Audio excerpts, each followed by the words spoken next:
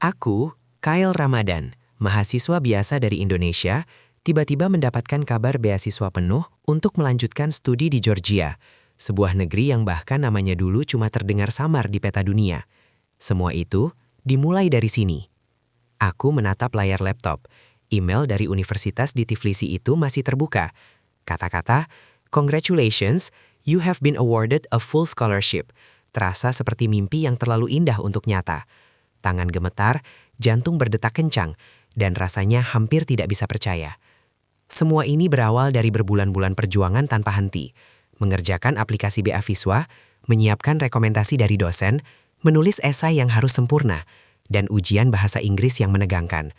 Setiap malam aku belajar sampai mata perih. Setiap pagi harus bangun sebelum subuh untuk menyiapkan dokumen. Sekarang, semua lelah itu terasa seperti bayangan yang memudar. Pesawat mendarat di Bandara Tbilisi. Udara dingin menusuk kulit dan salju tipis berjatuhan. Aroma kopi hangat dari kafe-kafe di dekat terminal membuatku merasa sedikit lega. Semua terlihat asing. Bahasa yang belum kupahami sepenuhnya, tulisan di papan nama yang melingkar seperti seni, dan orang-orang yang berlalu lalang dengan cepat. Di kampus, aku bertemu Rizky Aditya, teman setanah air yang sudah lebih dulu di Georgia.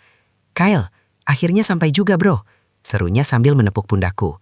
Senyumannya hangat, tapi aku masih merasa seperti alien di dunia baru ini. Hari-hari pertama kulalui dengan kewaspadaan. Kuliah dengan Profesor Georgia yang terkenal tegas, menyesuaikan diri dengan peraturan baru, dan berjuang memahami sistem akademik yang berbeda sama sekali dari Indonesia. Kadang aku merasa kalah, tapi setiap kegagalan kecil itu membuatku menemukan kekuatan baru. Malam itu, duduk di kamar kosku yang sempit tapi nyaman, aku menatap salju yang menempel di jendela. Perjalanan ini bukan cuma soal kuliah atau beasiswa. Ini tentang bagaimana aku akan bertahan, belajar mandiri, dan menghadapi rasa rindu yang akan terus menghantui. Di negeri asing ini, aku mulai membuka lembaran baru. Bukan hanya tentang pendidikan, tapi tentang kehidupan, mimpi, dan kemungkinan yang tak pernah kubayangkan sebelumnya. Tapi apakah aku siap menghadapi semua yang akan datang? Itu masih menjadi misteri. Ternyata hidup di Georgia tidak semudah membalik telapak tangan. Hari pertama kuliah, aku tersesat di kampus yang luasnya bikin pusing. Jalan setapak tertutup salju, orang-orang terburu-buru menuju kelas mereka, dan aku berdiri di tengah memegang peta kampus sambil mencoba memahami tulisan Georgia yang melingkar di papan nama.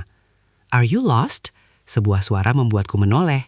Di depanku berdiri seorang gadis berambut coklat panjang bergelombang, mata hijau yang bersinar, mengenakan mantel tebal berwarna krem dan skarf rajut. Dia tersenyum. "Aku Lika," katanya sambil menjulurkan tangan. Kyle Ramadan," jawabku gugup menerima jabat tangannya. Suaranya lembut tapi percaya diri, membuatku merasa sedikit lega. Ternyata ada seseorang yang bisa membantuku menavigasi labirin kampus ini.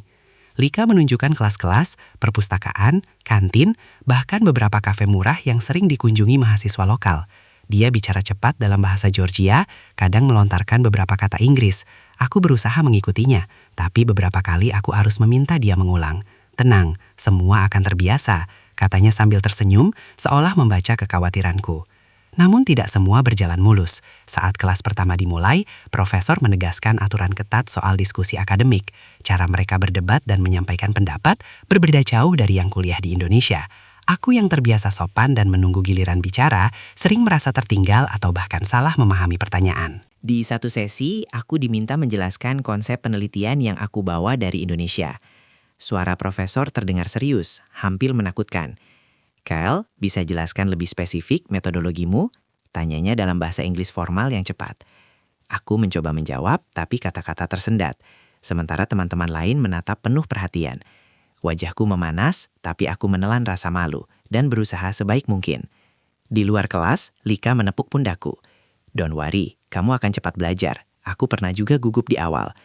Senyumannya menenangkan, tapi aku sadar bahwa berada di negeri asing berarti harus menghadapi tantangan yang tidak hanya akademik, tapi juga budaya dan cara berpikir yang berbeda. Setelah kuliah, aku berjalan ke kos, memikirkan hari pertama itu. Salju mulai menutupi jalan setapak, dan aroma roti panggang dari kafe di dekat kampus menggoda.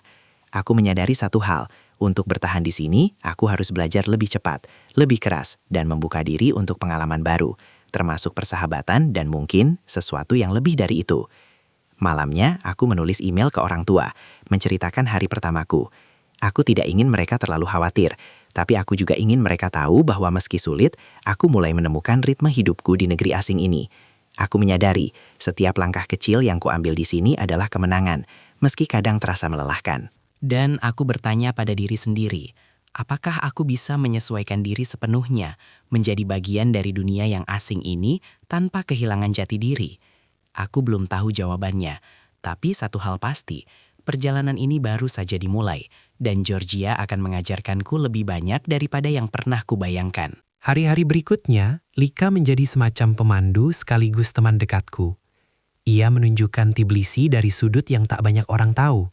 Gang kecil dengan mural warna-warni, kedai teh dengan aroma buah-buahan kering, dan toko roti yang hanya buka pagi-pagi sekali.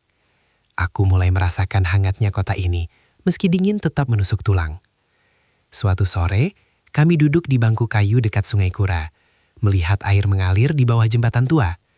Lika tertawa saat aku mencoba menirukan cara orang Georgia menyebut nama tempat-tempat di sekitar. "KL, kamu lucu banget, tapi jangan menyerah. Aku yakin kamu bisa," katanya sambil menatapku dengan mata hijau yang bersinar. Ada sesuatu dalam senyumnya yang membuat dadaku berdegup lebih kencang dari biasanya. Selain keindahan, adaptasi di Georgia tidak mudah. Jadwal kuliah yang padat, sistem akademik yang berbeda, dan bahasa yang masih asing membuatku sering kewalahan. Aku pernah terlambat menyerahkan tugas karena salah mengerti instruksi profesor, dan rasanya malu luar biasa. Rizky mencoba menghiburku, tapi aku tahu aku harus belajar mandiri. Aku harus bisa bertahan. Di sisi lain, Lika kadang memperlihatkan sisi lain dari kehidupan lokal yang tak pernah kuduga. Saat kami ikut pertemuan mahasiswa lokal, beberapa teman memandangku heran karena cara aku berpakaian dan berbicara. Aku merasa berbeda, terisolasi, tapi Lika selalu ada untuk memberiku keberanian. "Kamu tidak perlu menjadi mereka." Jadilah dirimu sendiri, katanya, seolah membaca kegelisahanku. Suatu malam, kami duduk di kafe kecil, minum coklat panas, membicarakan mimpi dan keluarga. Aku menceritakan tentang orang tua yang selalu mendukungku, tentang tekanan beasiswa dan rasa rindu yang kadang menyesakan. Lika mendengarkan dengan serius, kadang tersenyum, kadang menatap jauh ke jendela. Aku mengerti rasanya. Aku juga pernah takut gagal, takut tidak diterima, katanya. Ada kehangatan yang membuatku ingin membuka diri lebih jauh, tapi aku juga takut terlalu cepat mempercayai perasaan sendiri. Pertemanan kami perlahan menumbuhkan rasa nyaman yang sulit dijelaskan. Aku mulai menyadari ada sesuatu yang berbeda saat berada di dekat Lika. Tidak hanya soal kesepian yang terobati, tapi juga rasa ingin terus belajar, terus berjuang, dan terus mencoba menjadi versi terbaik dari diriku. Namun, konflik internal tetap menghantui. Aku tahu budaya kami berbeda, agama kami berbeda, dan keluarga di Indonesia pasti ingin aku fokus pada studi, bukan urusan hati. Aku bertanya-tanya, apakah perasaan ini hanya sementara, ataukah ini sesuatu yang nyata? Tapi satu hal pasti, Lika membuat Georgia terasa lebih hangat, lebih ramah, dan lebih berarti dari yang pernah kubayangkan. Malam itu, sebelum tidur, aku menatap langit kota Tbilisi yang gelap, bintang-bintang samar di balik cahaya lampu jalan. Aku sadar, perjalanan ini bukan sekedar belajar di negeri orang. Ini tentang menemukan diriku, menghadapi perbedaan, dan mungkin menemukan cinta yang tak pernah kuduga. Semester pertama di Georgia ternyata jauh lebih menegangkan daripada yang kubayangkan. Setiap hari aku berlari dari satu kelas ke kelas lain, mencoba memahami materi yang kadang terasa seperti bahasa lain, dan berjuang menyesuaikan diri dengan metode belajar profesor yang ketat. Profesor Levan Mikeladade terkenal disiplin dan perfeksionis. Dalam satu sesi, aku diminta mempresentasikan hasil penelitian awal tentang dampak urbanisasi di Indonesia. Aku sudah menyiapkan presentasi dengan sebaik mungkin, tapi begitu pertanyaan mulai datang, aku tersentak. Mereka menanyakan hal-hal yang belum pernah aku pelajari, cara berpikir yang berbeda dari yang aku kenal, dan beberapa teman sekelas menatapku dengan ekspresi evaluatif. "Kyle, jelaskan lebih rinci bagaimana metode samplingmu bisa diterapkan di konteks Georgia." Suara Profesor Levan terdengar tegas. Aku terdiam sejenak, mencoba mengumpulkan kata-kata. Rasanya seluruh mata menatapku, menilai, dan jantungku berdetak cepat. Aku merasa seperti gagal di hadapan semua orang. Di luar kelas, aku berlari ke kos, menundukkan kepala, menyesali diriku sendiri. Rizky mencoba menghibur, tapi aku tahu ini bukan soal hiburan. Aku harus menemukan cara agar bisa bertahan, agar tidak kalah dengan tekanan akademik dan sistem yang asing ini. Lika datang menghampiri malam itu, membawakan secangkir teh hangat. Kyle, jangan terlalu keras pada dirimu sendiri. Aku tahu profesor kalian menuntut, tapi kamu juga sedang belajar. Semua orang butuh waktu menyesuaikan diri, katanya sambil duduk di sampingku. Suaranya menenangkan, tapi aku bisa merasakan beratnya rasa malu dan frustrasi di dadaku. Aku mulai menyadari bahwa beasiswa ini bukan sekedar hadiah, tapi tanggung jawab yang sangat besar. Setiap nilai, setiap tugas, setiap presentasi menentukan apakah aku bisa bertahan di negeri ini atau tidak. Malam itu aku menulis catatan panjang tentang strategi belajar baru, tentang cara memahami bahasa akademik Georgia, dan tentang bagaimana aku bisa lebih percaya diri saat menghadapi profesor dan teman-teman sekelas. Perasaan cemas dan takut gagal semakin membesar saat aku mengingat orang tua di Indonesia. Mereka begitu bangga dan berharap banyak padaku. Aku ingin mereka bahagia, tapi aku juga manusia yang terbatas. Ada kalanya aku ingin menyerah, tapi ketika aku memikirkan perjuangan yang sudah kulalui untuk sampai ke sini, rasa menyerah itu langsung hilang. Di sisi lain, kehadiran Lika menjadi cahaya kecil di tengah tekanan yang menyesakan. Kami mulai lebih sering berbicara tentang kehidupan, impian, dan ketakutan masing-masing. Kadang, saat dia menatapku sambil tersenyum, aku merasa ada alasan lebih dari sekedar studi untuk bertahan di sini. Namun aku juga tahu, perasaan ini harus kuatur hati-hati. Budaya kami berbeda, hidupku di sini penuh tanggung jawab, dan fokus pada akademik tetap nomor satu. Hari demi hari berlalu, dan aku belajar bahwa perjuangan di negeri orang bukan sekedar soal ilmu, tapi juga soal kesabaran, ketekunan, dan keberanian menghadapi ketidakpastian. Georgia mengajariku lebih dari yang pernah kubayangkan. Aku bertanya pada diri sendiri, apakah aku cukup kuat untuk melewati semua ini tanpa kehilangan arah dan impianku? Jawaban itu masih tersembunyi di masa depan. Musim dingin semakin menebal di Tbilisi. Salju turun lebih deras, dan jalanan yang licin membuat setiap langkah terasa seperti perjuangan. Begitu juga dengan hatiku. Aku merasa semakin dekat dengan Lika, tapi di sisi lain ada rasa canggung yang tak bisa kuungkapkan. Hari itu, Lika mengajakku ikut menghadiri pertemuan mahasiswa lokal. Aku semangat, tapi begitu sampai di sana, aku merasa seperti orang asing lagi. Beberapa teman Lika tertawa dan bercakap dalam bahasa Georgia yang cepat, sementara aku hanya bisa tersenyum dan mengangguk. Lika memperhatikanku, tapi aku menangkap sekelebat senyum yang berbeda di wajahnya, seperti ada sesuatu yang ia sembunyikan. Seiring hari berjalan, aku mulai sadar bahwa Lika sering berinteraksi dengan mahasiswa lain yang lebih dekat usianya dan lebih terbiasa dengan budaya lokal. Aku mencoba menahan rasa cemburu, tapi hati ini tak bisa bohong. Apalagi ketika dia tertawa lepas dengan seorang teman laki-laki, aku merasa sedikit tersisih. Kyle, kamu kenapa diam saja? Lika menepuk pundakku. Aku tersadar menatap keluar jendela. Gak apa-apa, cuma mikirin tugas besok, jawabku cepat. Tapi hatiku tetap tak tenang. Di sisi akademik, tekanan semakin berat. Profesor Levan memberikan proyek kelompok besar, dan aku harus bekerja sama dengan mahasiswa lokal yang terbiasa dengan cara kerja berbeda. Aku merasa ide-ideku sering diabaikan, karena aku tidak terlalu lancar dalam bahasa mereka. Di satu sesi diskusi, aku hampir kehilangan kesabaran saat pendapatku dipotong beberapa kali. Setelah kelas, aku duduk sendiri di kafe kampus, menatap salju yang turun. Aku menulis pesan panjang untuk Lika, mencoba menjelaskan perasaanku tanpa membuatnya canggung. Tapi begitu kubaca ulang, aku merasa terlalu emosional, terlalu jujur untuk dikirim. Aku menutup laptop, menyesali perasaan ini. Aku ingin fokus pada studi, tapi hatiku terusik. Malam itu, Lika datang ke kosku tanpa pemberitahuan. "KL, aku bawa teh panas. Kamu kelihatan lelah tadi," katanya sambil tersenyum. Aku menerima cangkir itu, mencoba menenangkan diri. "Terima kasih, aku cuma capek, itu saja." Jawabku singkat, tapi jujur aku ingin bercerita semua. Dia duduk di sampingku, menatapku dengan lembut. "Aku tahu ini sulit. Budaya berbeda, bahasa berbeda. Dan aku tahu kamu juga ingin menyesuaikan diri. Tapi jangan terlalu keras pada dirimu sendiri." Suaranya menenangkan, tapi hatiku semakin kacau. Aku ingin membalas kehangatannya, tapi aku takut perasaan ini akan mengganggu fokusku.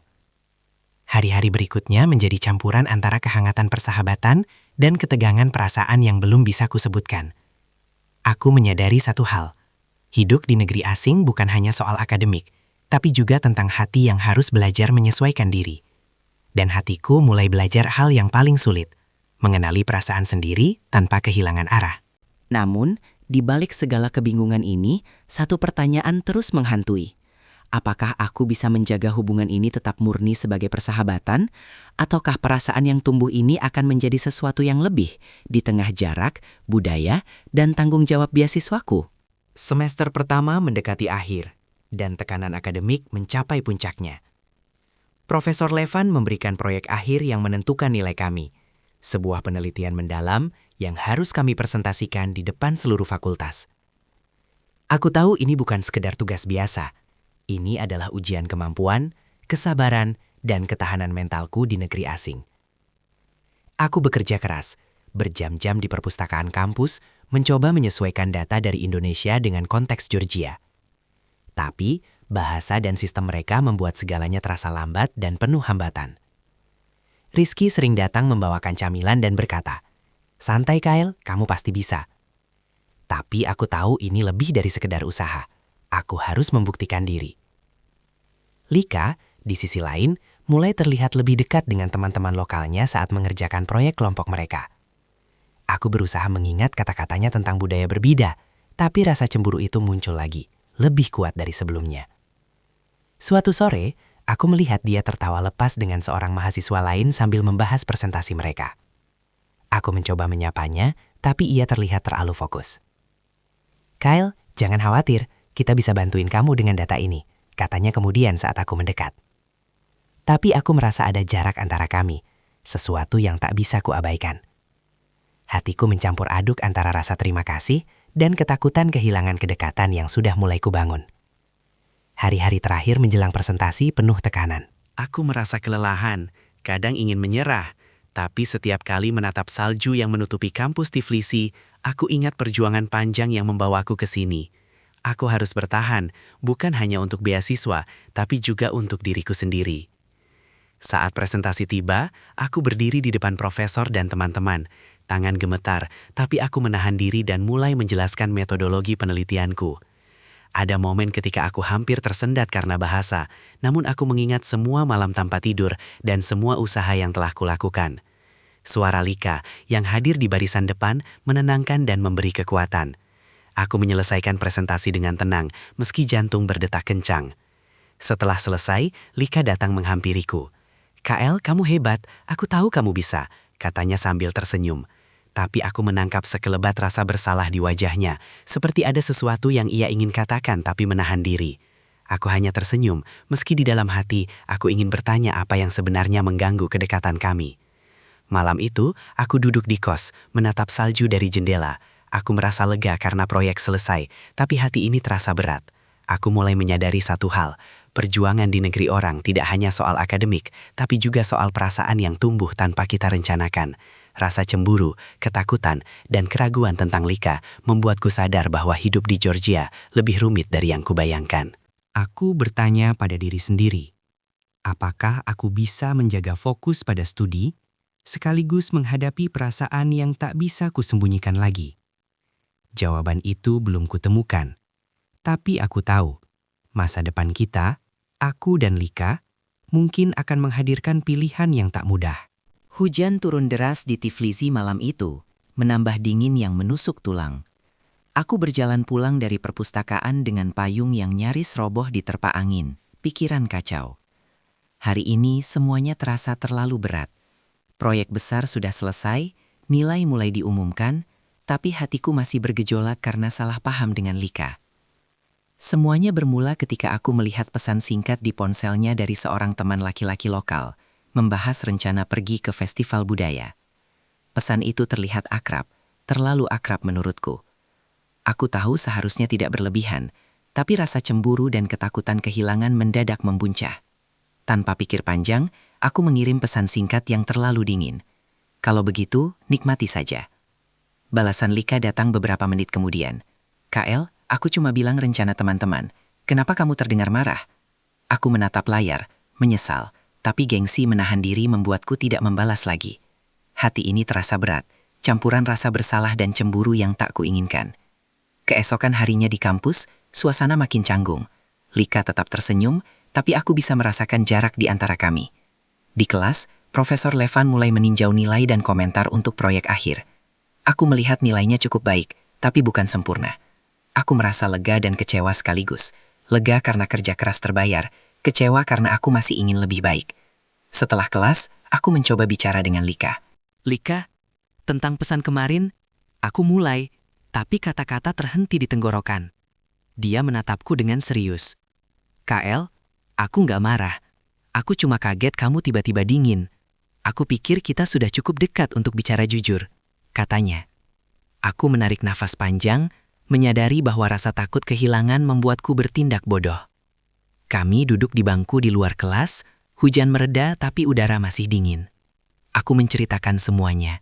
Rasa cemburu, takut kehilangan kedekatan, dan tekanan yang kurasakan di kampus. Lika mendengarkan tanpa menyela. Tangannya sesekali menyentuh lengan bajuku, memberi ketenangan. KL, aku juga nggak mudah. Budaya kita berbeda. Aku juga belajar menyesuaikan diri. Tapi aku ingin kita saling percaya, katanya lembut. Momen itu membuatku sadar, hubungan ini bukan hanya tentang perasaan, tapi juga soal kesabaran, komunikasi, dan keberanian menghadapi perbedaan. Aku menatap matanya, berjanji dalam hati untuk lebih terbuka, lebih sabar, dan belajar menyeimbangkan hati dengan tanggung jawab akademikku. Malamnya, aku kembali ke kos, menulis catatan panjang di jurnal tentang perasaan, tentang pelajaran pertama soal cinta di negeri orang, dan tentang bagaimana tekanan akademik dan perbedaan budaya bisa menguji kesabaran serta keberanian hati. Georgia mengajarkanku satu hal penting, bahwa perjuangan bukan hanya soal bertahan hidup, tapi juga soal memahami dan menerima perasaan sendiri, bahkan ketika itu rumit.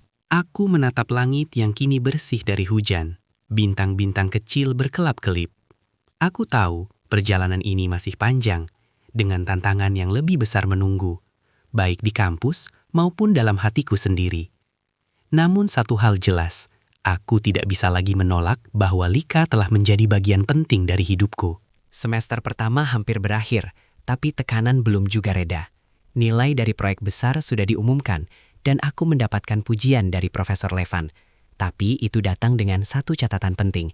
Aku harus segera menyelesaikan laporan tambahan agar tetap memenuhi syarat beasiswa. Beban itu membuat kepala terasa berat dan jantungku berdegup lebih cepat dari biasanya. Di sisi lain, hubungan dengan Lika semakin rumit. Kami sudah cukup dekat, tapi perasaan ini mulai menuntut lebih. Perhatian, waktu, dan komitmen.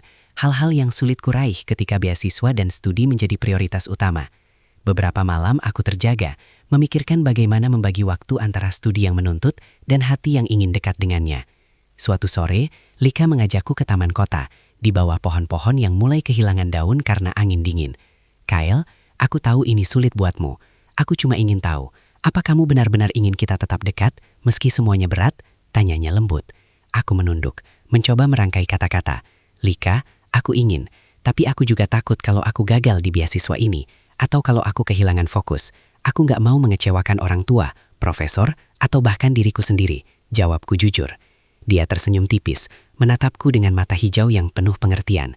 Aku mengerti Kyle, tapi jangan lupakan satu hal. Kadang kita harus berani memilih hati, bukan cuma pikiran, katanya. Kata-katanya menusuk, dan aku sadar betapa sulitnya keputusan yang harus kubuat. Beberapa hari kemudian, aku kembali tenggelam dalam laporan tambahan yang harus selesai. Tangan pegal, mata lelah. Tapi aku terus berusaha. Aku tahu ini menentukan masa depanku di Georgia. Lika tetap mendukung dari jauh. Sesekali mengirim pesan atau menyiapkan coklat hangat saat aku larut di perpustakaan. Hingga akhirnya, malam sebelum tenggat laporan, aku duduk sendiri di jendela kos, menatap lampu-lampu kota. Hatiku berat. Aku ingin bersamanya, tapi aku juga harus memilih antara cinta dan impian yang sudah kutunggu bertahun-tahun. Aku menutup mata, berbisik pada diri sendiri. Kyle, kamu harus kuat. Apapun yang terjadi, jalani dengan hati dan pikiran yang seimbang. Keesokan harinya, aku menyerahkan laporan tepat waktu. Profesor Levan mengangguk sambil tersenyum tipis. Aku merasa lega. tapi sekaligus merasakan kehampaan kecil di dada. Karena aku tahu, untuk bisa dekat dengan Lika sepenuhnya, aku masih harus menunggu waktu yang tepat, ketika segala tanggung jawab akademik mereda. Malam itu, kami bertemu lagi di taman. Lika tersenyum, tapi ada kesedihan samar di matanya. "Kyle, aku akan menunggumu. Kapanpun kamu siap," katanya. Aku menggenggam tangannya sebentar, menyadari bahwa di negeri asing ini, cinta bukan sekedar emosi, tapi juga kesabaran, pengorbanan dan harapan yang harus dipelihara meski jarak dan tanggung jawab memisahkan.